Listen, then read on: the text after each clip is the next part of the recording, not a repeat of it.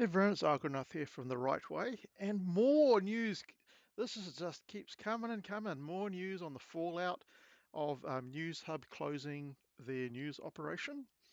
So you might have seen this story a while before. This was published on the 1st of March when this kind of came out. Television Channel 3 owner tried to strike a deal with TVNZ and RNZ to save News Hub. I wonder what happened, just in case you haven't heard about this. Um, Senior Vice President Glenn Kine said it had suggested an arrangement that would have seen them pull at least some of the news gathering operations, creating a service similar to the New Zealand Press Association. The NZPA was once an important feature of the print media, providing both national and international stories that were syndicated back to individual publishers. Kine said that Warner Bros. Discovery Approach was knocked back after 2 days. Um, so you might also wonder where, if we had a body like NZPA, whether this would actually be more independent from the political views of TV stations and radio stations and things like that. And then, I mean, obviously they could pick and choose which stories they want to pick up, but surely we would get a bit more of a balanced view if we actually had something which was independent. But you could imagine that all these RNZ, TV, Radio New Zealand, TVNZ, and TV3 getting together, they're all left wing woke people in management at the higher echelons. So they probably it would have ended up being just like it is now anyway. So yeah, TVNZ apparently knocked back this thing without even taking it to the board to actually consider. The CEO and management of TVNZ decided not even to go to the board. So Kine, Warner Brothers Discovery guy, said he was baffled by the decision in the light of an interim loss of almost $17 million reported by TVNZ on Friday.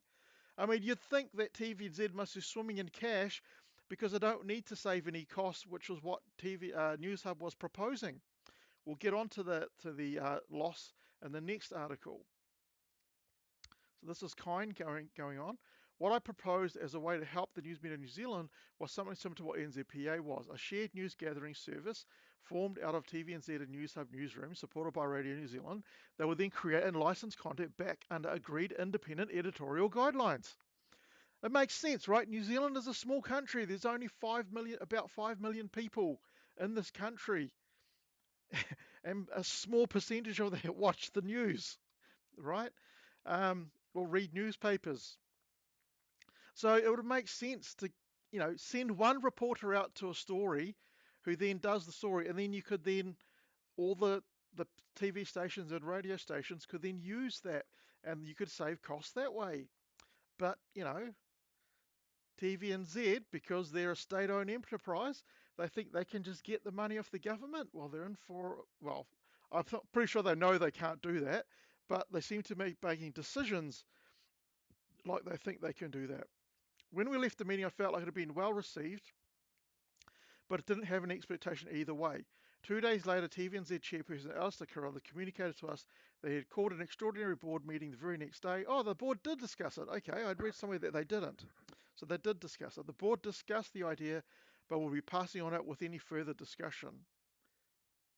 So no investigation into the pros or cons, no investigation into how much money you would actually save. So obviously TVNZ must be swimming in money, but no, remember, they have a $1.7 million loss. So Kine goes, I genuinely believe solutions to the outlook for the sector should be solved in collaboration with other media companies. TVNZ defended its rejection of the approach. The state-owned company issued a statement saying Warner Brothers Discovery Concept would have seen TVNZ take on significant cost and risk. What? We were not told of Warner Brothers Discovery plans to disestablish News Hub, it said.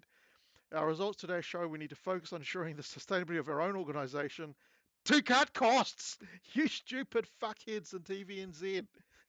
You could have cut significant costs. Get rid of people. But no, you feel you can do it all yourself. You idiots. You're going to get what you deserve. I mean, because it's a state-owned enterprise, it's can't fail. But let's hope that maybe this coalition government can actually sell it off. You know, it's not like they support both forms of government. It's very left-wing stories appearing on TVNZ. So let's have a look at this loss that TVNZ is making. They're kind of acting like they have tons of money. They don't need to save costs. Days after news that Warner Brothers Discovery plans to close Newshub due to financial problems in New Zealand arm of the business, TVNZ has reported a 6-month loss of $16.7 million. And that's roughly equivalent to what Newshub was losing. I think they were losing close to 32 to 35 million a year. So TVNZ is practically within that range. That included an impairment of 12.2 million. Now, I had to figure out what that actually meant.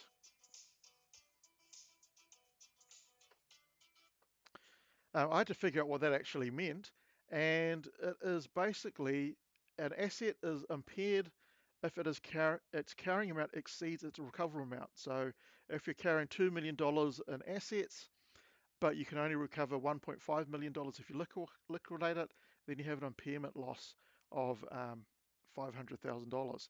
So basically, 12.2 million is their bloody assets, which they're not going to get much money for.